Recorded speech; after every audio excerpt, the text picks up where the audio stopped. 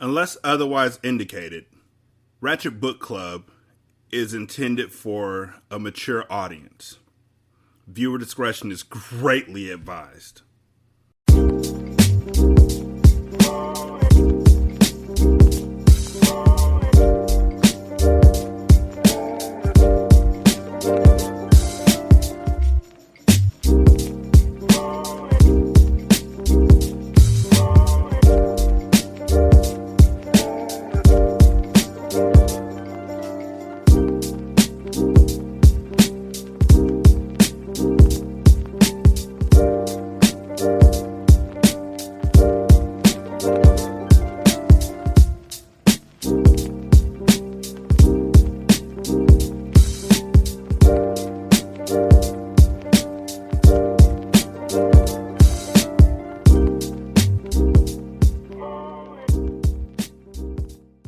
Welcome to Ratchet Book Club, where we read hood classics and good classics. I'm Derek.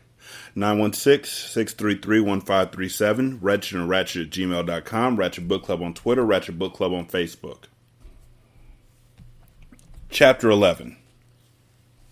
Franklin, Naya, and David approached the dark mouth of the cave.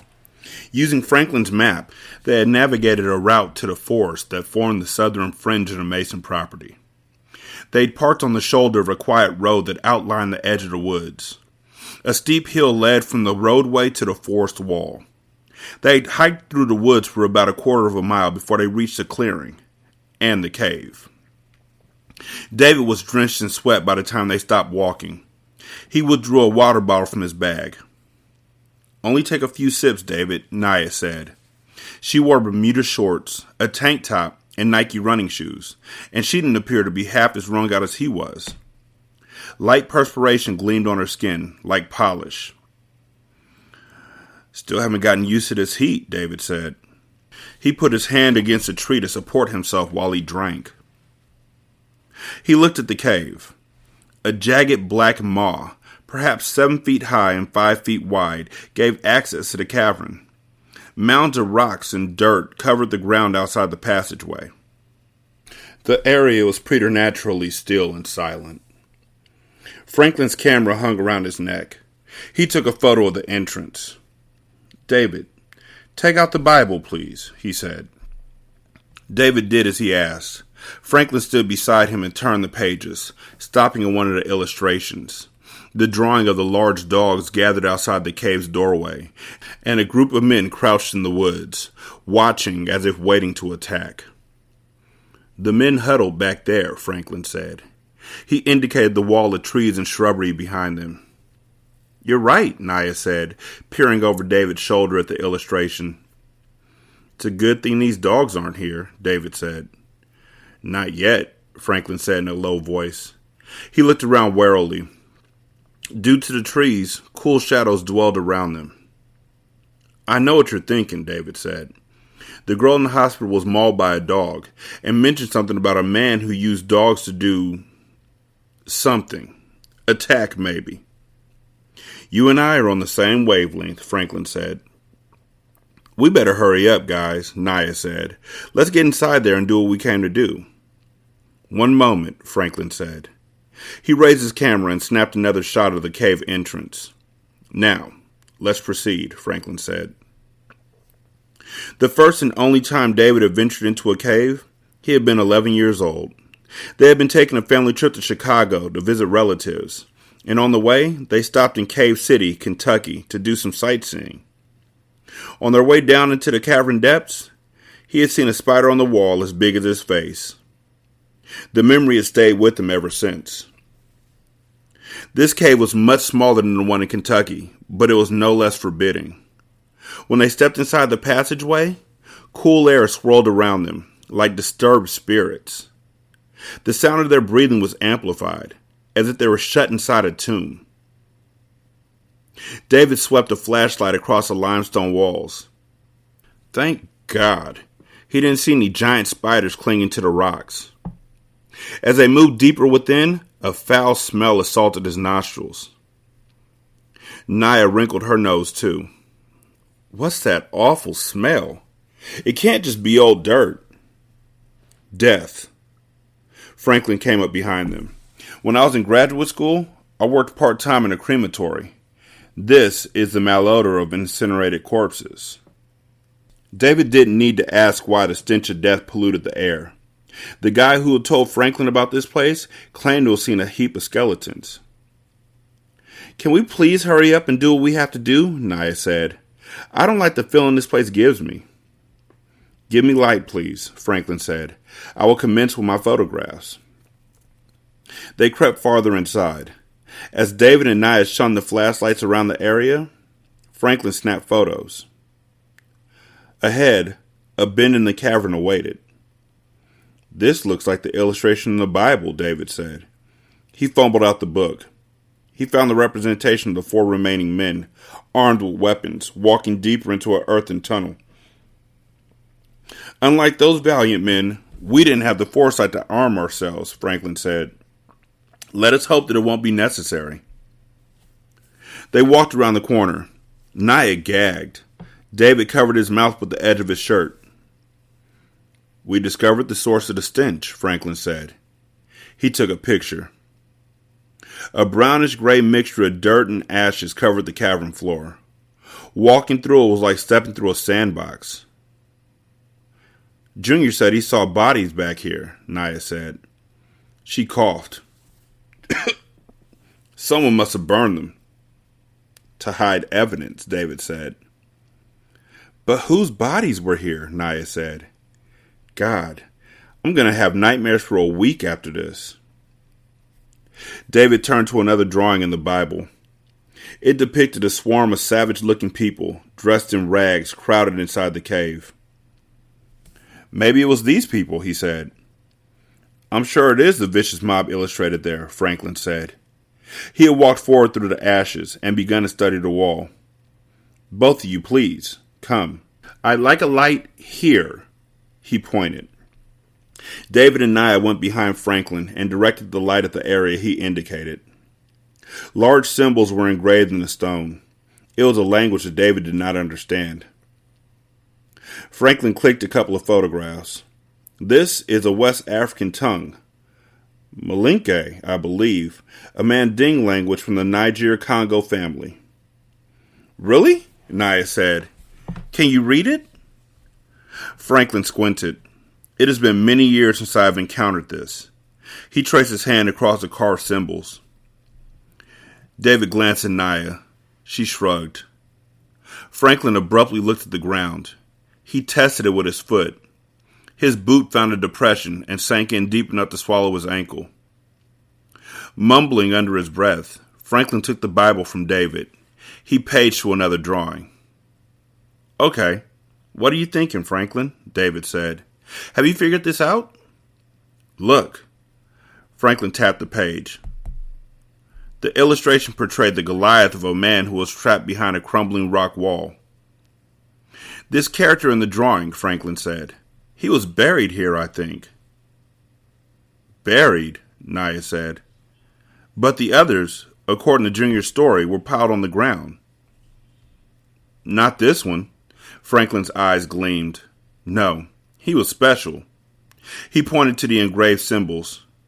Translated from Malinke, this says roughly, I shall rise again to slay my enemies. Diallo signed his name to this vow. Have you ever heard of him? Never, Naya and David said together. Franklin looked excited. Diallo was a prince in 18th century Mali. A prince and a warrior, in fact. After losing a battle, he was captured, sold to European slave traders, and shipped to America, at which point, as it was with so many of our ancestors, we lost track of him and his lineage. How do you know that the same Diallo wrote this stuff on the wall? Naya said. Thousands of slaves came from that area of Africa, from what I remember from my history classes. I'm taking an intuitive leap, Franklin said. In the absence of complete data, historians must often use their imagination to connect the dots, if you will. It feels genuinely correct to me. Let's say you're right, David said. How did he come to be buried here? And why is he featured in drawings in this Bible? Valid questions, Franklin said. But our most urgent question is, where is he now? As you can see, his body is gone. The man in black, Naya said. Junior said that the man in black and another guy were in here. What if they dug up his body and took it somewhere? Why would they do that? David asked. I don't know, Naya said. But it makes sense, doesn't it? I must consider these questions. Franklin pressed his hands to his temples and closed his eyes. I must consider them carefully before I reach a conclusion. My conclusion is that we get the heck out of here, Naya said. We've seen everything we need to see, and I can't stand any more of this place. An alarming sound suddenly reached them, the echo of barking dogs. This is unreal, David thought. It's like something out of one of these Bible illustrations. Grab some stones, David said. He reached down and scooped a couple of rocks in his hands, each stone roughly the size and heft of a softball. Franklin jammed his camera into his bag and set about retrieving rocks. Naya did the same. The dog's barking grew louder, closer. They're right outside, David said. We can't stay in here or we'll be trapped. We have to go outside. Follow me. He led them around the bend in the cavern, toward the entrance. The dog's snarling and snapping rang off the wall in staccato bursts. He was unable to figure out how many hounds were out there, but there are at least 2 for sure. He was wrong. There were 4. He crept through the passageway and into the daylight. 4 large, muscular canines surrounded the cavern mouth. They were spaced equidistant from one another, like soldiers in formation. Running to escape was out of the question. The dogs had trapped them. There was nowhere to run. Although David held heavy rocks in his hands, he thought that throwing them would be a bad idea. These canines looked wild, vicious, downright strange, actually. Their eyes were rimmed with red. Mucus crusted their nostrils. Thick strands of saliva hung from their lips. And their teeth, especially their canines, were longer and sharper than usual. What was going on with these animals? Were they genetically engineered attack dogs or something? The dogs had ceased barking, but their muscles were tense, ready to pounce. They glared at David with baleful, intelligent eyes, as if challenging him to flee or fight. It's Malcolm, Franklin said. He pointed to the dog on the far left. That's my dog. Hey, boy. Hey, Malcolm, Franklin whistled. The dog, a mixed breed, growled. He must not remember you, Doc, Naya said. That's impossible, Franklin said. I fed him for a year, spent time with him daily until he ran away a few days ago. His voice trailed off. He frowned. These mutts aren't going to let us get away without a hell of a fight, David said. His hands were clammy. One of the stones almost slipped out of his grasp. I'm not liking our odds too much, guys. If we go back inside the cave, maybe we can find another way out, Naya said. Unlikely, Franklin said. A wind whisked across the forest. The dog's ears prickled, as though in response to a call only they could hear. The animals retreated into the woods, in the opposite direction from where David and the others had come, heading north, toward Jubilee. What was that all about? Naya said. The hounds are trained to detain, a man said. He emerged from the shadows of the tree. They do not attack unless commanded. David drew in a sharp breath. This is the same guy he had seen several days ago, when he had first visited the Mason place. Still clothed in black, he wore dark sunglasses, gloves, and a hat. The man cut a striking figure as he entered the clearing and stopped in front of him. Explain your business on this property, the man said, or perhaps I will summon my friends again. Franklin stepped forward and cleared his throat. I'm a history professor. These 2 are my students. They're taking a graduate level history course, and one of the lessons calls for a field trip. Is that so? The man said. He appeared to be amused. He inclined his head towards David. I've seen you before. What is your name? David paused. Each of you will give me your name, the man said, or my hounds. David and the others quickly told him their names. David Hunter, were you doing field work for your history course when you last visited my residence? You could say that, David said. Is that your purpose as well, Nia James? The man said. Coursework? Yes. Nia stood rigid. The man laughed. It was a hearty, good-natured sound. David noticed the guy's teeth were a brilliant, perfect white. Indulge me, if you will, the man said. What did you find of historical value inside the cavern? Franklin flashed a glance at David and Nia, as if to signal them to remain silent. We found ashes covering the floor, Franklin said. It is my opinion that bodies, human perhaps, have been burned therein. Fascinating, the man said. Go on. I found an inscription on the wall, Franklin said. It was written in the Malinke tongue. Malinke? Excellent. What did it say? I shall rise again to slay my enemies, Franklin said. It was signed by a Diallo. Is that so? You taught me a lesson. I have been unable to decipher the words on my own. Thank you for that piece of valuable information. He smiled. I shall rise again to slay my enemies. He spoke the words with evident delight. Let's cease the nonsense, Franklin said. Who are you, and what are you doing in this town? My name is Kyle Corot. I came here to find my ancestor's body. He had come to an unfortunate end and had been entombed in this godforsaken cavern for over a century and a half. I spent years searching for his remains.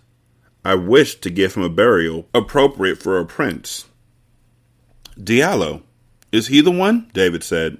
The prince from Mali who was brought to America as a slave? Yes, Kyle said. You undoubtedly discovered his grave inside. We recovered his body. We'll be leaving soon and will trouble your humble town no longer. Trouble is all our town has seen since you've arrived, Franklin said. He shook his head grimly. You're giving us some of the truth, I suspect, but you're lying to us about your true motives. Touché, Kyle said. You may in fact be a professor, but these are not your students, and you are not here on an academic outing. Anxiety clenched David's stomach. He put his hand on Nia's shoulder and tapped Franklin's arm. Hey, we better get going. Wise young man, Kyle said, especially as I am sensing that my dogs are in the mood for a chase. But, Franklin started. Let's go, David said. He grabbed Franklin's arm. Nia hooked her arm through Franklin's, and both of them literally carried him out of the meadow. They stumbled into the forest and broke into a run. Running, David risked a glance behind them. The man who called himself Kyle had vanished, as if he had been no more than an illusion. No ordinary man could move that quickly. It's impossible. But David stopped thinking about it. They had to get away. He heard, distantly, the barking of the wild dogs. Run, run, run, David said. He clutched Franklin's hand in his, and Nia did the same. They could not allow Franklin to fall behind. Hands interlocked, their bags thudding against their bodies, they raced through the underbrush. David's breath roared in his ears. Cold sweat poured out of him, and he worried that he might collapse from heat exhaustion before they made it out of the woods. Far behind, but growing closer, David heard the snapping crackling of weeds and bushes as the dogs charged into the forest. Franklin wheezed, his glasses askew on his face. We're almost there, Nia shouted, her hair plastered across her cheeks. David's thighs burned, his lungs ached. The humid air was like steaming stew. They exploded out of the woods and onto the steep hillside that dropped down to the road where David had parked the Pathfinder. The sudden dip in the land threw David off balance. His ankle twisted viciously. He cried out in pain, and he slammed to the ground and rolled down the bumpy hill, the strap of his duffel bag sliding off his arm, the bag getting snagged on a snarled root. He kept tumbling down the hill, grass and dirt smearing his face and clouding his vision. He finally whammed against the gravel shoulder of the road, and the impact sent another bolt of agony through him. Through his haze of pain, he heard the pursuing dogs, roaring. They're going to tear me to pieces, he thought. But strong hands hooked under his armpits and pulled him upright.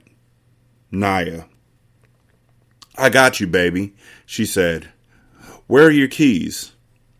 Right pocket, he said in a thin voice. Dragging him towards the vehicle, she dug into his pocket, retrieved the keychain, and pressed the button to deactivate the locks. Franklin, looking weary and disheveled, swung open the rear passenger door. They helped David inside. He lay across the seat cushions, but not before he saw the dogs navigating down the hill. One of the canines plucked his duffel bag off the ground and trotted away as if it had found a prized bone. Hurry up, David said in what he thought was a shout, but his words only came out as a hoarse whisper.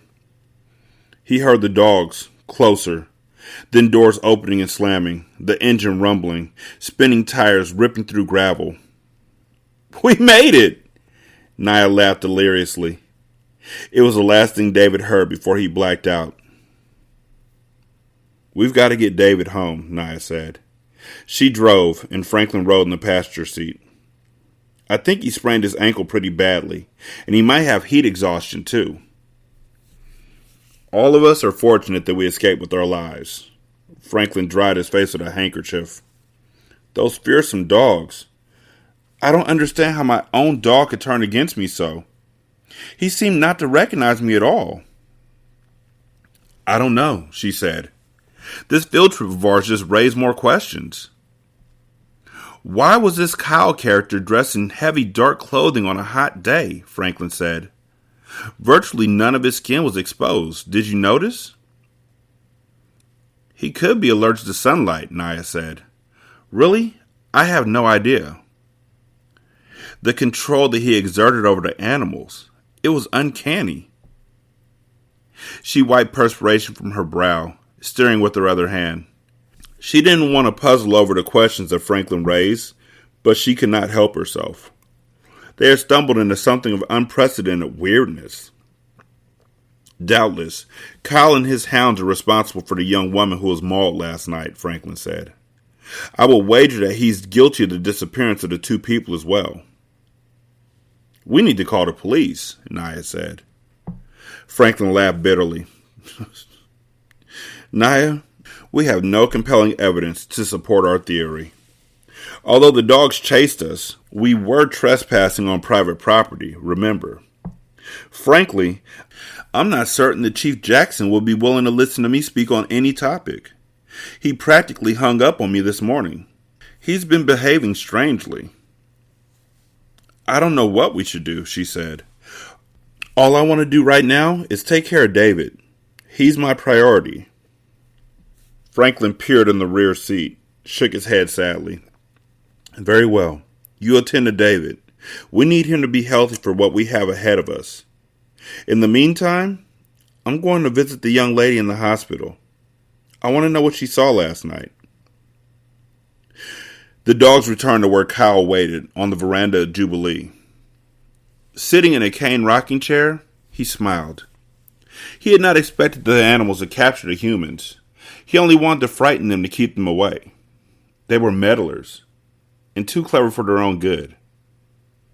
The laborers Mamu had employed must have informed others about the cave. It was only a matter of time before word reached humans who possessed expert knowledge, such as the professor. Destroying the three humans would have raised a dangerous alarm in the town. He could not handle them in the manner that he had manipulated the police chief either. He was talented, but unable to hypnotize more than one individual at a time. Allowing them to escape was the only safe course of action. However, he would have to remain vigilant against the encroaching humans. He wished he and his father could leave this place, but he had to await Diallo's recovery. As he thought of his father's vow reverberated in his thoughts. I shall rise again to slay my enemies. He was grateful that the professor had translated the cave inscription. He knew the translation was correct. The hunger for vengeance burned in his father's heart. The dogs flocked around Kyle. One of them carried a duffel bag between his teeth. The dog dropped the parcel at Kyle's feet.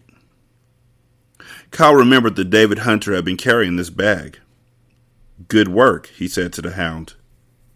Inside the bag, he found a flashlight, a bottle of water, a notebook with empty pages, pens, and a large, thick book with a worn cover.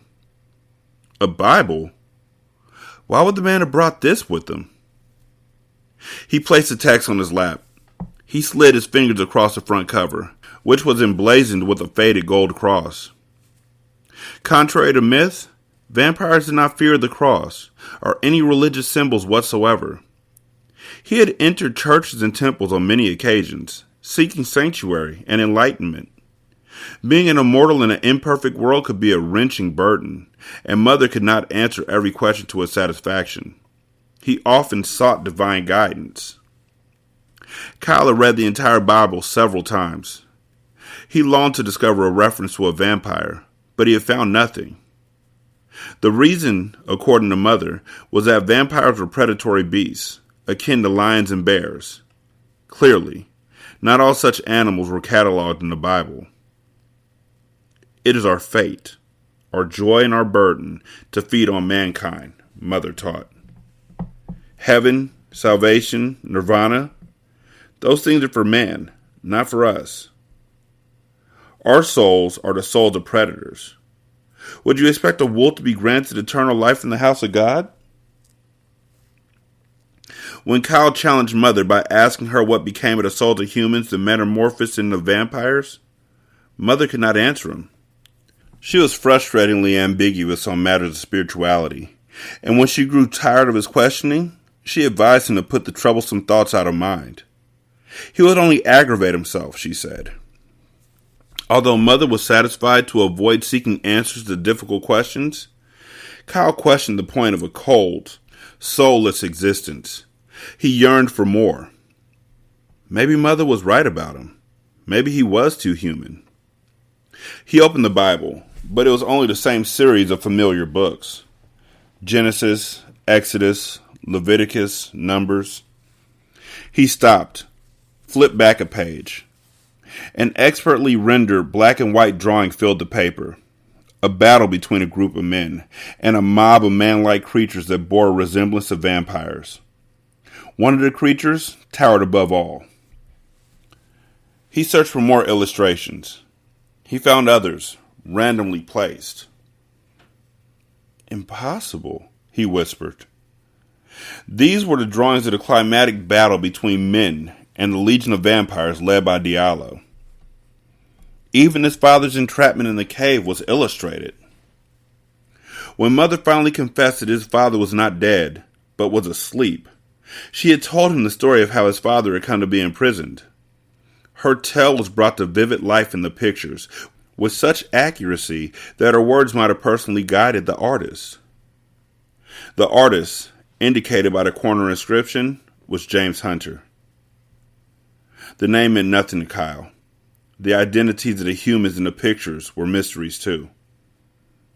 One man, in particular, appeared in nearly all the drawings. He was depicted as a hero, a leader, the man who had entombed his father, the man who had taken his father away from him for 168 years. He clenched his hands in a fist. The dogs, sensing his change in mood, leapt off the veranda and fled across the yard. It was irrelevant that the man responsible for imprisoning his father in the cave would certainly be dead.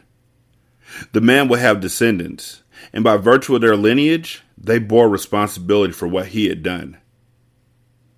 He would learn the identity of the human who had taken away his father. He would begin with the young man who would possess the Bible. David Hunter. David awoke to warm kisses on his cheek. "Hi, Naya," he said, groggy, and reached out and touched an unexpectedly furry head. He blinked. "King!" He wiped the dog's saliva from his face with the heel of his hand.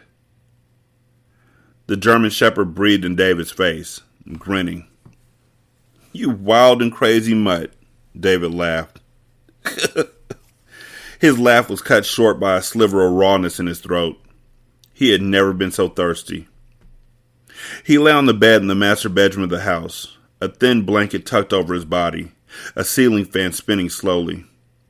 Gray daylight slanted through the curtains. The bedside clock read 3:24. The day was far from over, but he had had enough adventure for a week.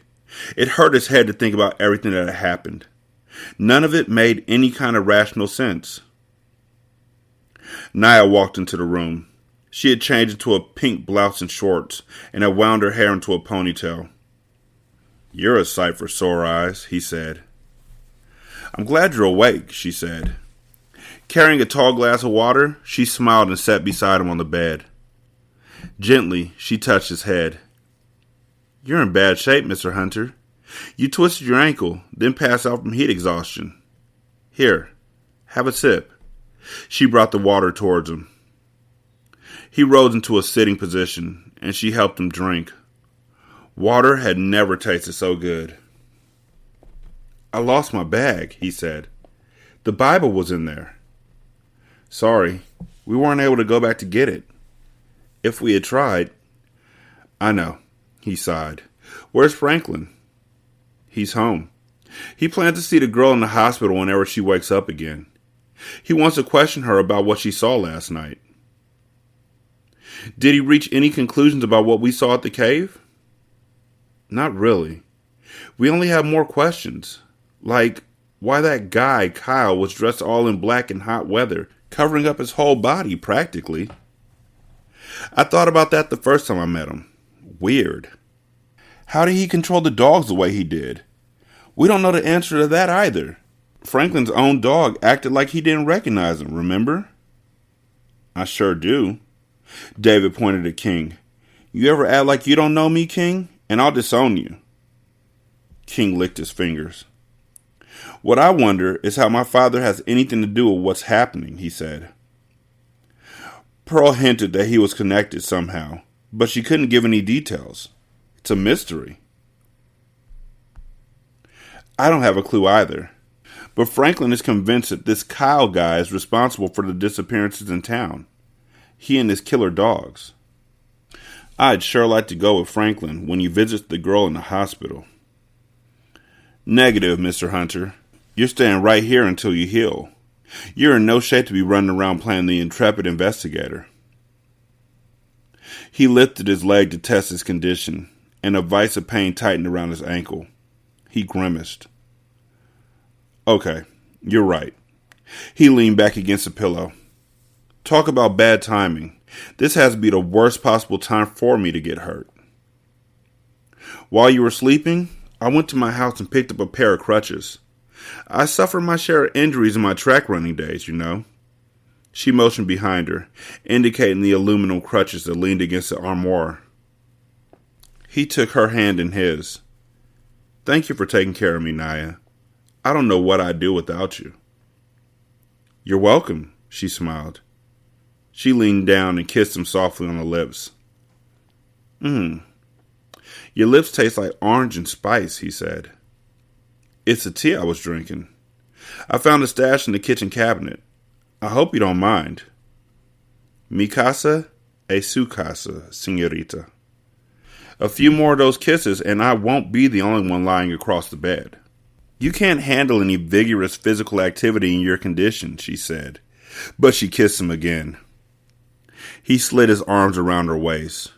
His hands rolled under her shirt, traced circles across her back. She peeled aside the bed sheet and moved carefully atop him, straddling his body. "Ooh!" She reached down and felt his erection. "One muscle sure isn't sprained." She squeezed teasingly.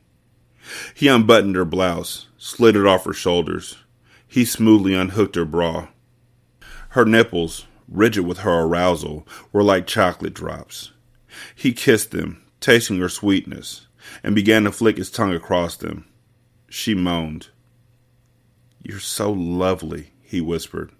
"No matter what happens to me while I'm here, coming was worth it so I could meet you." She placed her lips against his neck and slowly moved downward, kissing each inch of him until she reached his navel. Her kisses left a trail of pleasurable sensations tingling on his skin. He ran his fingers through her hair, moved his hands down and cupped her breasts, massaged them with his thumbs. She rolled down his boxer shorts. She took his erection in her hand, slowly stroked him up and down. Ripples of pleasure spread through him. "Are you sure you want to do this?" he said. "Yes, I want to do this. I want to do you." He reached out, grasped the drawer handle of the nightstand, and yanked so hard the drawer flew off the runners and crashed against the floor. A laugh burst from Naya. "Has it been that long, sweetie?" He chuckled too. "It's been long enough." "Hold on, I'll get them." She began to move from on top of him. Summoned by the crash, King came back in the room, ears raised. Before Naya could reach the unopened box of Trojan condoms, the dog plunged his snout into the items that spilled out of the drawer and came up with the condoms snared in his teeth. "King," David said, "get back here." "Be a honey, King, and give those to me," Naya said. The dog, perhaps overwhelmed by the attention and thinking it was time to play, darted out of the room, tail wagging. Naya rolled her eyes. "Your dog is something else. I'll be right back, after I give him a Mississippi beatdown." She pulled on her blouse and hurried out of the room. I feel like I'm living in a movie, David thought, and whoever's directing can't decide whether he wants a horror flick or a comedy. His gaze happened across the open slot in the nightstand. A manila, business-sized envelope lay within. A letter? He plucked it out of the gap. "All right, baby," Naya said. She came into the room and held up a couple of wrapped condoms. "I salvaged 2 before your mutt tore up the box. If you ask me, I think he's jealous." "Bring your dog next time to keep him company," David said, absently. The mail was addressed to his father. It had his Mason's Corner address in black type characters. It bore a London return address and was postmarked in London, England 6 years ago. Naya sat beside him. "Where'd you get that?" "It was in there." He pointed to the empty space. "It must have been hidden underneath the drawer." "Hidden? That's strange." He touched her leg. "As much as I hate to say this, I think we'll have to postpone getting our love thing on right now. I gotta check this out. It might be important." "I was gonna suggest the same thing, though my body's gonna need a minute to cool down. You had a sister ready." "Not as ready as I was." He kissed her quickly. "Don't worry, I'm a fast reader." Something tells me you won't be able to rush through reading it. You better take your time." His palms oiled with sweat, he carefully opened the envelope. At home, as he waited for Ruby to call and inform him that the young woman in the hospital had awakened, Franklin settled into a study and continued to research their findings at the cave. This was, by far, the most intriguing historical research that he had ever done. He felt that he had walked along the brink of a discovery that would shatter everything he thought he knew about Dark Corner. It was both exciting and a bit frightening, too, but he was compelled to continue. The study was his favorite room in the house. Several maple bookcases lined the walls, containing over 1,000 volumes on topics such as history, politics, philosophy, and culture. He had read most of the titles on the shelves, but in recent years, he had turned increasingly to the internet for his reading material. His huge maple desk was the centerpiece of the study. A late model laptop computer sat on the desktop. It was connected to a cable modem, ensuring a speedy web connection. A glass of iced tea close at hand, Franklin sat in a leather chair and tapped away on the laptop. He had uploaded the digital photographs he had taken at the cave into his computer. The pictures filled the display. He examined each of them and stopped at the image of the engraving on the wall. He enlarged the photo. I shall rise again to slay my enemies. He possessed only a general knowledge of Diallo. He had found more information about the man on an African history website. A Morehouse College student had written his master's thesis on high-ranking persons in West Africa who found themselves victims of the American slave trade and the havoc it wreaked on their psyches. Diallo was born in Mali in 1767. For 28 years, he lived as a village prince and became a feared warrior. In 1795, Diallo was defeated in a battle and sold to European slave traders. He was shipped from Africa to Virginia, where he was purchased by a planter named John Foster. Diallo was a troublesome slave. Standing 7 feet tall and weighing 300 pounds, he was prone to violent rages and struck terror in his masters. After he had been enslaved for only 3 years, he killed an overseer for beating a female slave, an act that required he be put to death.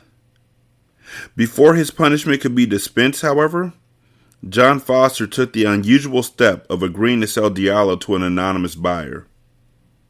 Nothing is known of what became of Prince Diallo afterwards. I'm thinking, this is me real quick, I'm thinking that Alicia used mind manipulation, like used hypnotism to convince punk-ass John Foster to sell Diallo to her. That's what I'm thinking. Franklin could not find any resources that provided further information on what happened to Diallo after he was sold to the mysterious buyer. The man dropped off the history storyboard completely. That is, until he turned up in the Hunter's Family Bible, in which he was portrayed as a murderous giant. Immersed in a cave, buried in a grave he may have dug himself, his corpse retrieved over a century and a half later by a man who claimed to be Diallo's descendant, a man who called himself Kyle Corot. Kyle Corot, who shielded his skin from the sun and displayed a supernatural ability to manipulate canines. Kyle Corot, who seemed to be responsible for the disappearance of 2 people in town. What did any of it have to do with the dead African prince? The key to unlocking the mystery was Kyle Corot. Why was he there? Who was he, really? Or perhaps the proper question was, what was he? Franklin clicked on another web browser window. He had done a search on the phrase, allergic to sunlight. 2 subjects appeared frequently in the search results. Xeroderma pigmentosa, a rare genetic disorder that put one at extreme risk of developing skin cancer due to exposure to ultraviolet lights. And vampires. Vampires. Franklin was an educated man, but the more he learned about the world, the more he understood that humanity's grasp of reality was tenuous. The world was full of mysteries that defied rational explanation. It was easy for one who lived in a technological society to dismiss many things as primitive superstition. But vampires. Not Hollywood characters, fictional creatures, or deranged people who sucked blood and dressed in black, but real vampires. It was madness. But Franklin could not dismiss it. So many bizarre incidents were occurring that he could not afford to dismiss anything. Set aside my doubts and imagine it could be true, Franklin thought. What if Kyle Corot was a vampire? He travels to Mason's Corner to retrieve Diallo's body from its earthen grave. Why? What if Diallo's a vampire too? What if he had been trapped in the cave, hibernating like a monstrous bear until Kyle Corot found him? The phone rang, and its shrill ring nearly tore a scream out of him. It was his wife. Frank, the girl's starting to wake up. If you want to see her, hurry and get here before she falls asleep again. I'll be there shortly, dear. Vampires in Dark Corner. Franklin hoped his suspicions were wrong. Dear God, he prayed he was wrong. 916-633-1537. Ratchet and Ratchet at gmail.com. Ratchet Book Club on Twitter. Ratchet Book Club on Facebook. You can leave a review on Podchaser. Copy and paste that review onto Apple Podcasts. Copy and paste that review onto Good Pods, which is an app. You can also donate to the show at patreon.com/single simulcast. buymeacoffee.com/sscast. And on the Good Pods app, you can go to our tip jar and leave a little something, something. Thank y'all so much for listening. I greatly appreciate it. Y'all be good. I'm going to holler at you later. Peace.